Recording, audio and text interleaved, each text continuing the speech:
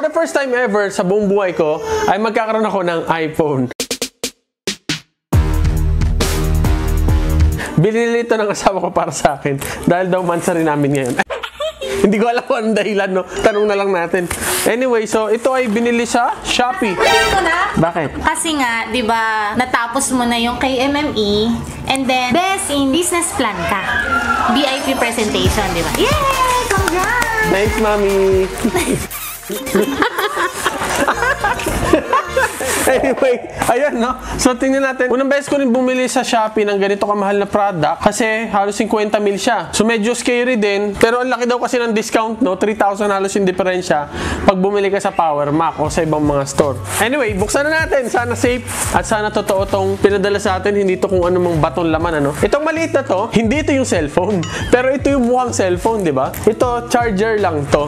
Tapos ito yung mismong cellphone. So, tingnan natin. Unahin na natin tong mismong cellphone. Bakit kaya sobrang laki? Hindi ko rin alam. So baka strategy. Feeling ko kasi strategy siya para hindi siya magmukhang cellphone at medyo hindi masyadong takaw.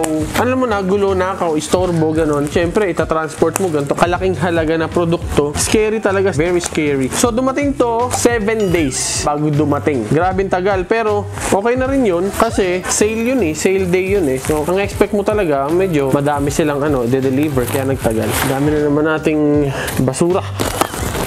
Okay, ano siya? Box B. Okay. Galing siya sa mismong Shopee warehouse. Yung box niya mismo ay Shopee box. Alright, so buksan na rin muna natin itong maliit. Bakit ako hindi bumibili ng iPhone for the longest period of time? Kasi hindi ko naman kailangan. Sabi ko nga dati, ba't ako bibili niyan? Mas maganda yung specs ng Android. Eh ngayon, dahil nagde-develop na ako ng application, walang kahit isang may Apple sa amin. At kailangan ko rin pala nun. Kakailanganin ko pala yun. So parang, yun, nagkaroon ng dahilan para kailanganin ko siya. Pinagtsatsaga ko ngayon, tigli 5,000 cellphone eh. Diba? Yung Motorola na cellphone ko dati. Yan, so ito galing din sa Shopee warehouse. Ay, buksan natin. Umpisahan natin buksan dito sa mismong cellphone. Ba't to ganito kalaki? Let's see. Ba't nga ba ganito kalaki? So, yan. Sa loob niya, meron ulit. Unlimited na wrapper. Bubble wrap. Tapos sa loob ay may dalawang item. Walang katapusang buksan na to Itong isa, buksan na natin. Itong isa na to naman ay charger. So, ganun din. After ng box, another box. Grabe. Grabe yung basura. Ayun, mukha na siyang charger ngayon. Maliit na, So, yung binili naming model ay iPhone 14. Yung pinakamababang model sa iPhone 14. Actually, medyo late na kasi iPhone 15 na. Charan! So, ito na. Yung charger. At ito naman ay may freebie siya. Wow! Hulaan nyo kung ano yung freebie kasama. Make a guess, ilagay nyo sa comment section sa baba. So, ang plano ko kasi dito, sabi ko, ay total bibili na lang din tayo ng magandang cellphone. Dapat yung maganda-ganda na yung camera para makagawa tayo ng marami-raming content. Ayun! So, ito na yung pinakauna. Grabe! Ganito lang siya kaliit. No? Ayan lang siya. Ang nipis lang. Liit lang, grabe. Totoo ba to? Ganito lang nilalagyan. Bagay, wala kasing charger, naka-separate So, ayan na siya. Buksan natin yung freebie. So, anong hula nyo sa freebie na to? Baka ano yan, sir? Tablet naman. Tablet. Freebie lang, pero tablet. Grabe naman yun. Let's see kung ano nga ba ang freebie natin.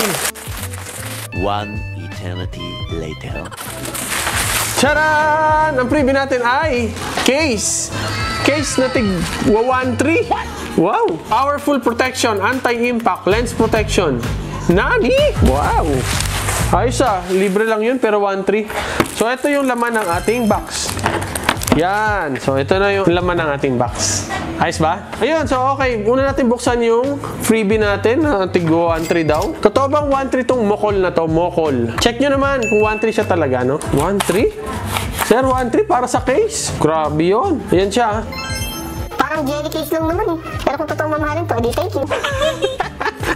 Parang hirap paniwalaan mamahalin yung mga bagay-bagay. So yung bilog na yun daw, yan yung bilog na yan, ay magnetic. Tingnan nyo. Baka magasgas. Ayan Charan! Magnetic pero hindi siya sobrang lakas. Ganda no, clear. Ito ba ay sapat na para proteksyonan yung iPhone? Sa mahal niya, aba dapat lang, di ba? Anyway, tabi natin yan dyan. Yung charger naman natin, meron tayong USB-C 20 watts adapter, power adapter. 20 watts, okay na ba yun? Pwede na siguro yun, no? Ito ay hindi freebie. Binili siya separately. Ayun, no, meron siyang hinihila dito. So, bakit ba? Ayun. Ayos, no? Hindi mas madaling buksan. Ayos yun, ah. Charan! So, wala nga iba naman kundi yung charger. Grabe, first time. Pasensyaan nyo na ako, first time ko talaga magkaroon ng iPhone, eh. Ganun pala yung feeling. At meron din siya siyempreng cover, pero dahil Pinoy tayo, hindi natin naalisin yan, ha?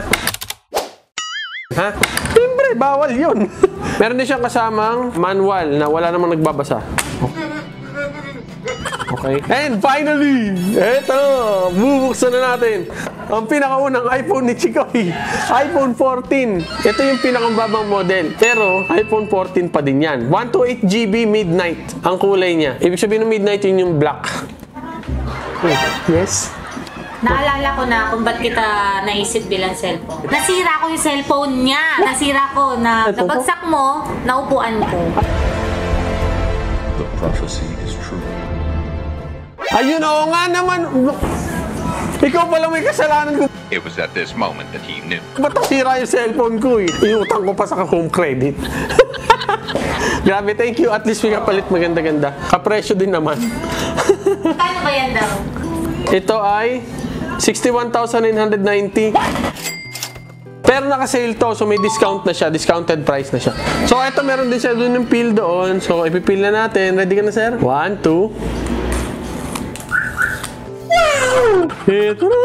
Shoo! Ang tigas ng box, grabe. ASMR. Tapos ito siya, grabe sir, ang kintab. Parang laruan. Dalawa lang yung camera kasi nung lowest model. Pero, okay na yan. Hindi ko naman kailangan ng masyadong maraming camera. Chirin! OMG! Wow! Ang solid ah. First time ko makahawak ng iPhone na sa akin ah. Parang naiiyak ako yan. Ano siya? Aluminum yata ito eh. Hindi ko alam, no? Ay, malay ko. Search lang natin. Ayan yung camera niya sa likod. So, pwede na ako magaganto. Yo, guys. Nagpapawisan ako. At tapos meron pang cover yung harap. Ayusin na rin natin yan. Siyempre, paano ko magagamit, di ba? Wow! Wow! And dun sa box, may mga kasama siyang manuals at saka siyempre yung kanyang charging cable. Feeling ko yun na yun. Ito yung manual, tapos ito naman yung charging cable. Tingnan natin kung may power na. Paano buksan to, May? Ang daming buttons. Ba't ang daming buttons? Akala ko walang masyadong button si Apple. May, paano i-turn on? Saan dito? Meron siyang 3 button sa gilid, sa left side. Tapos meron siya isang malaking button sa right side. Paano buksan to? Nasaan ang switch? Basahin ko lang saglit. One eternity later. How to power up. Turn on? Turn on iPhone 14. Ayan. Switch on.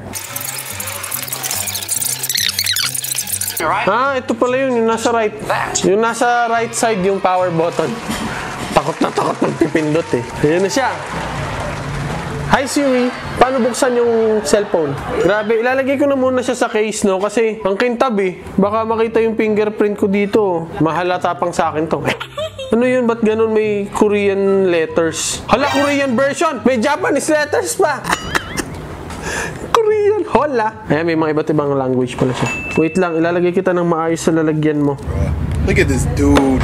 It was at this moment that he knew.